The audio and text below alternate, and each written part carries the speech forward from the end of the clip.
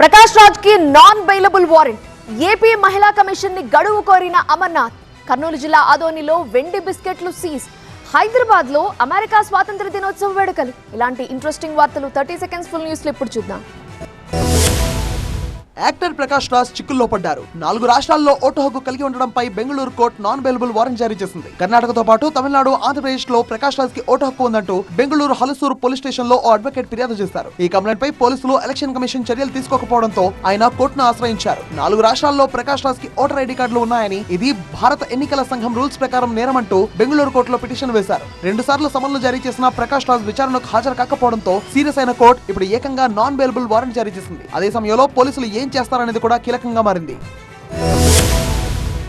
AP హోంమంత్రి అనితపై వ్యాఖ్యల కేసులో మహిళా కమిషన్ల సమన్లకు వైసీపీ నేత గుడివాడ అమర్నాథ్ రిప్లై ఇచ్చారు. ఆధారాల సేకరణకు గడువు కావాలంటూ ఏపీ మహిళా కమిషన్ కోరారు అమర్నాథ్. జూన్ 25 తర్వాత విచారణకు హాజరవుతానంటూ సమాచారం ఇచ్చారు. దాంతో జూన్ 29వ తేదీన ఉదయం 11 గంటలకు విచారణకు రావాలని మహిళా కమిషన్ సూచించింది. హోంమంత్రి అనితపై గుడివాడ అమర్నాథ్ చేసిన వ్యాఖ్యల్ని సుమోటోగా స్వీకరించిన ఏపీ మహిళా కమిషన్ ఈ నెల 24వ తేదీన తమ ముందు హాజరు కావాలని నోటీసులు జారీ చేసింది. అంతేకాదు, నోటీసులకు అమర్నాథ్ స్పందించకపోతే మహిళల ఫిర్యాదులు, వీడియో క్లిప్పింగ్స్ ఆధారంగా చర్యలు తీసుకుంటామని హెచ్చరించింది.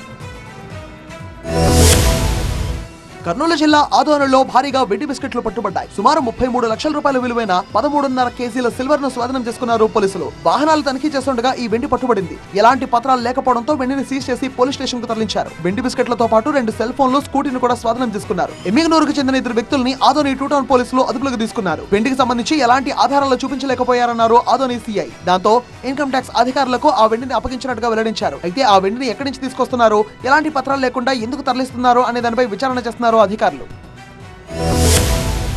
తెలంగాణ సచివాలయంలో ఉద్యోగాల పేరిట నిరుద్యోగుల్ని మోసం చేస్తున్న కేటుగాన్ని అరెస్ట్ చేశారు హైదరాబాద్ పోలీసులు. యువకుల్ని బురుడి కొట్టించడమే కాదు, ఏకంగా ఇంటర్వ్యూ ఉందంటూ సచివాలయానికి నిరుద్యోగిని పిలిచాడు మోసగాడు. సెక్రటేరియట్ లో ఇంటర్వ్యూకి రావాలంటూ నకిలీ అపాయింట్మెంట్ లెటర్ కూడా పంపాడు. అయితే ఇదేమీ తెలియని బాధితుడు నకిలీ అపాయింట్మెంట్ లెటర్ తో తెలంగాణ సచివాలయానికి చేరాడు. సెక్యూరిటీ చెక్ దగ్గర అది నకిలీ లెటర్ అని తేలడంతో మోసపోయాన్ని గుర్తించి పోలీసులను ఆశ్రయించాడు. యువకుడి ఫిర్యాదుతో బేగంపేటకు చెందిన సోగాల నరేందర్ ను పోలీసులు అరెస్ట్ చేశారు. ఉద్యోగాల పేరుతో ఇలాగే చాలా మందిని మోసం చేసినట్టుగా విచారణలో తేలింది.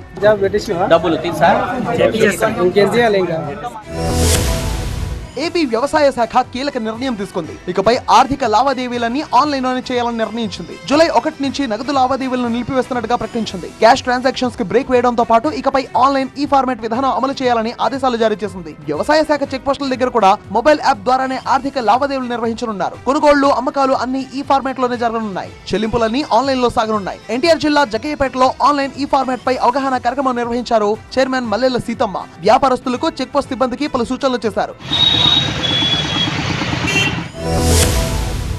హైదరాబాద్ లో అమెరికా 250 స్వాతంత్ర దినోత్సవ వేడుకలు ఘనంగా జరిగాయి. హైదరాబాద్ లోని యుఎస్ కాన్సులేట్ లో కలర్ఫుల్ గా సెలబ్రేషన్స్ నిర్వహించారు. ఈ వేడుకల్లో అమెరికా రాయబారి Sergio Gor, consulate general Laura Williams తో పాటు తెలంగాణ డిప్యూటీ సీఎం మల్లు భట్టి విక్రమార్క పాల్గొన్నారు. హైదరాబాద్ అమెరికా బంధం ప్రజలు, కుటుంబాల మధ్య ఏర్పడిన అనుబంధం అన్నారు భట్టి. ప్రతి తెలుగు ఇంట్లోనూ అమెరికా ఒక భాగంగా మారిందన్నారు. ఐటీని దాటుకుని ఏఐ, క్లీన్ ఎనర్జీ రంగాల వైపు తెలంగాణ, అమెరికా భాగస్వామ్యం విస్తరిస్తోందన్నారు. లైఫ్ సైన్సెస్, ఏరోస్పేసెస్, డిఫెన్స్ రంగాల్లో సహకారం మరింత బలోపేతమవుతోందన్నారు భట్టి.